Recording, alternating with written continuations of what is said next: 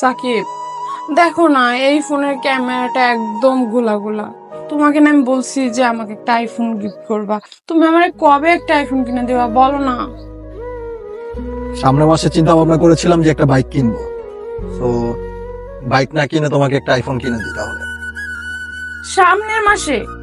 এই তুমি সামনের মাস করতে করতে আজকে থেকে 5-6 মাস হয়ে গেছে, তোমার সামনের মাস শেষই হয় না।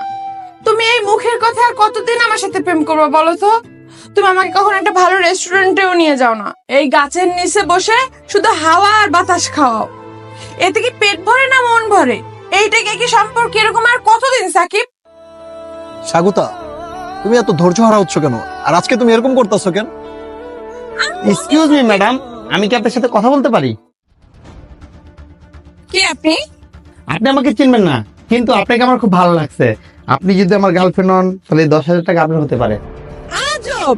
এই, আপনার এত বড় সাহস কিভাবে হলো? আমার বয়ফ্রেন্ডের সাথে আপনি আমাকে টাকা অফার দিচ্ছেন, আপনি কি আমাকে নষ্টামে বাজারে মনে করছেন? আরে আপনি তো রাগ করতেছেন কেন? আমি তো বলিনি আপনি বাজারে মেয়ে। বাই দ্য ওয়ে, আপনাকে আমার ভালো লাগছে তাই আপনার কাছে আসলাম। ঠিক আছে, 10,000 টাকা কম হইছে, আপনাকে আমি 20,000 টাকা দিলাম। এখন কিন্তু বেশি বাড়াবাড়ি হচ্ছে। সাকিব, তুমি কিছু বলতেছো না কেন? তোমার সামনে ও আমাকে টাকা অফার দিতেছে। কি সমস্যা ভাই আপনার? আমার সামনে